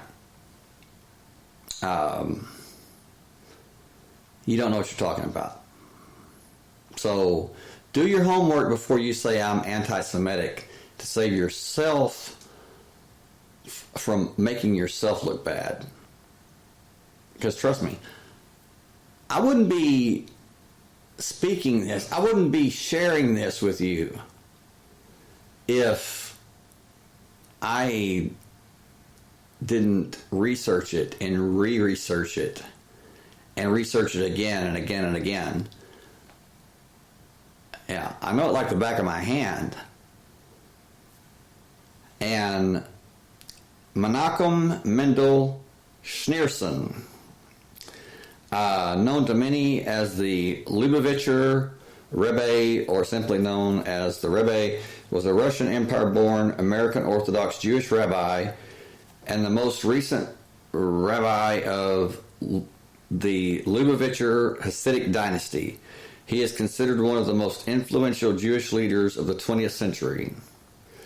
He was born in 1902 and died in 1994 in New York, New York. Okay, he's buried in the Montefiore Cemetery, New York, New York. Okay, now this is the Judaism sect that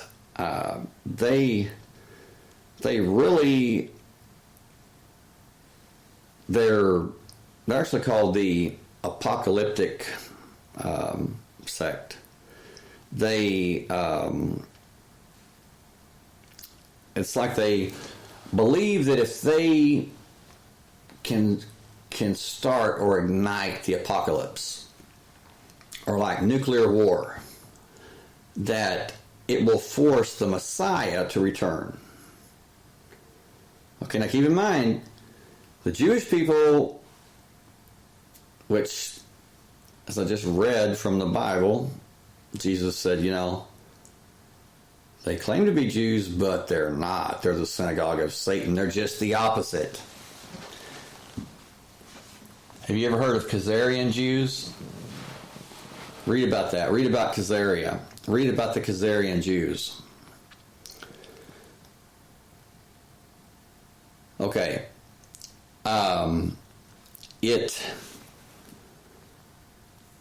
They literally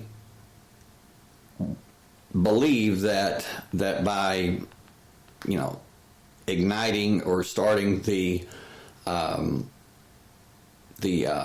apocalypse, that it will force the Messiah to return to Israel, and rule the earth. Rabbi Schneerson was the main rabbi, was the main person that was for enforcing the Noahide laws. And the Noahide laws, you need to look those up, because it is the laws of Judaism that you do this, you do that, if you worship the Jewish God. You worship the Jewish God. If you're worshiping another God, well, you die. I'm not kidding. Look it up. Look it up.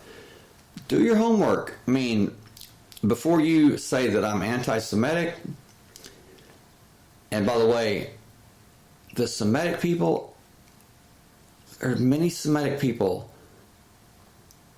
but it's amazing how you could say anything about the Palestinians, you can say anything about the Egyptians, you can say anything about the Arabs, Saudi Arabians, you can say anything about the Jordanians, anything.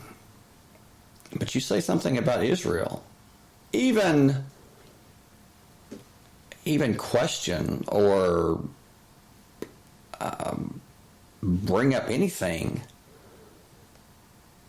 even criticizing Israel, and you are immediately labeled anti-Semitic. Well, hell, you didn't say a damn thing when everybody's talking about the Palestinians, everybody's talking about the Egyptians, everybody's talking about all the other Semitic people. Come on! What the hell is wrong with you? What the hell is wrong with people? Is it because you believe it? because it's true, or is it because you have been duped? You've been brainwashed to follow only what you've been told. You know, it's like, well, yes, anti-Semitic. You're anti-Semitic if you speak against Israel. But you can speak against all the other Semitic people, and you're not anti-Semitic. You will never hear of anyone being labeled anti-Semitic talking about the Palestinians. Never.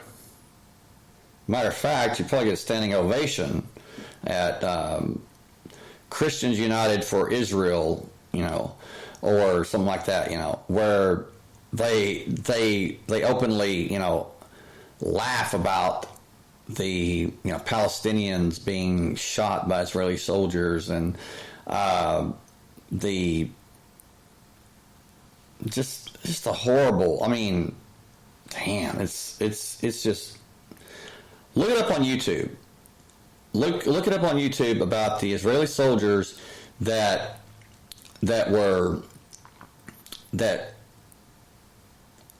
when they, you know, finished their, you know, service, or they literally pulled out. They just, you know, dropped out and said, "The hell with this," because they could not deal with the cruelty that the Israeli soldiers were putting the Palestinians through. I mean, going into their houses and urinating on family pictures and defecating on their furniture and in the floor and laughing about it and, you know, bulldozing houses and everything, shooting children that are throwing rocks,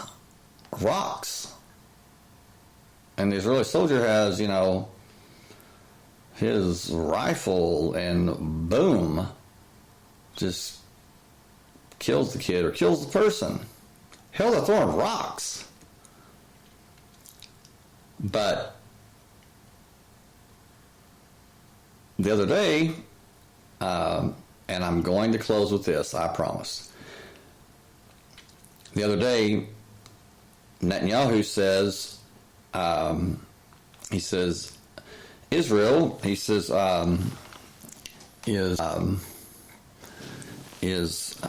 let's see, I'm going to,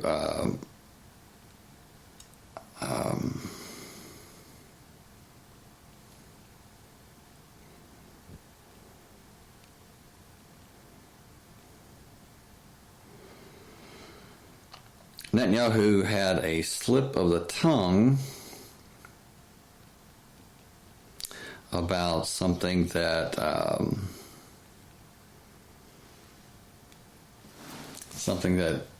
many people, you know, some people they just don't know.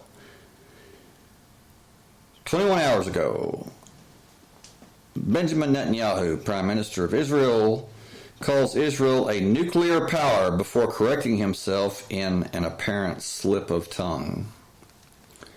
Oh yeah. Isn't it amazing that there's no Middle Eastern country that is allowed to have nuclear weapons? But what about Israel? Israel's, last time I checked, they're in the Middle East, correct? Yes. Why is Israel allowed to have nuclear weapons? Israeli Prime Minister seems to contradict a long-standing policy of ambiguity on nuclear weapons. Israel's Prime Minister Benjamin Netanyahu appeared to accidentally admit his country has nuclear capabilities with an apparent slip of the tongue on Sunday. Mr. Netanyahu described his country as a nuclear power at a weekly cabinet meeting before quickly correcting himself with an embarrassed smile. It was more like a smirk, like a tongue-in-cheek, like he meant to do it. No kidding. While reading prepared remarks in Hebrew on a deal with Greece and Cyprus for a subsea gas pipeline. Whoa, imagine that. Mr. Netanyahu, how long have you been wanting to go to war with Iraq? How long have you been wanting the United States to go to war with Iraq? With Iran, pardon me. Could it be that maybe because Iran is the last standing country in the Middle East that's standing in the way of what? A gas pipeline. Oil! Big oil. Big money. Money, money, money. Just like Iraq. There were no weapons of mass destruction. They didn't do a damn thing. What happened? Over 200,000 men, women, and children were killed. For what? Money, money, money. And then you have George W. Bush gets up and says,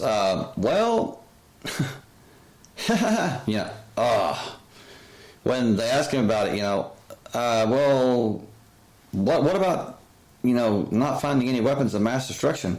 Well, we made a mistake. Let me tell you something. Don't laugh. Don't laugh if one person is killed because of your quote-unquote little mistake that you made. But 200,000? My God, their entire freaking culture, their entire country was decimated. For what? Nothing. No evidence of weapons of mass destruction. It's bullshit. I said it last night, I'll say it tonight. It's bullshit, bullshit. That is the only word that can even remotely define that. And on 9/11, when those planes hit the towers, and by some miracle, it was like 24 hours, less than 24 hours later. Osama bin Laden, yep, he did it from a cave in Afghanistan, and blah blah blah. Do you want to know who was sitting next to Osama bin Laden's brother in New York on the morning of 9/11 when the planes hit the towers, when George W. Bush was sitting in a classroom reading My Pet Goat upside down to children, and sat there after he was informed that America's under attack. The plane was just, hit one tower. How long did he sit there? He sat there and waited. Waited. And they're going, what the hell? Why doesn't he get up? Well, it wasn't My Pet Goat. I guarantee you that. When does he get up? When the second plane hits. Why did he wait? Well, you do the math on that. Yeah. You connect the dots. Sitting there, looking like okay, I have to wait. Boom. They come in, hey, second plane's hit. Okay, well now I'll go. Bullshit. My bullshit alarm's going off big time. And it's,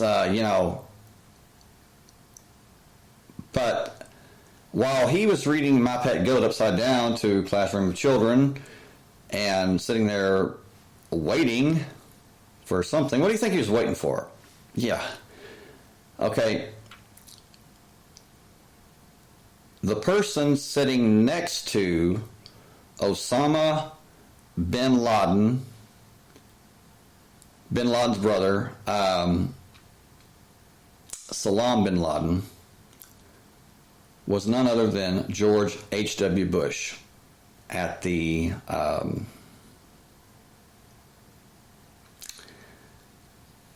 Carlisle group meeting. And I just want to apologize.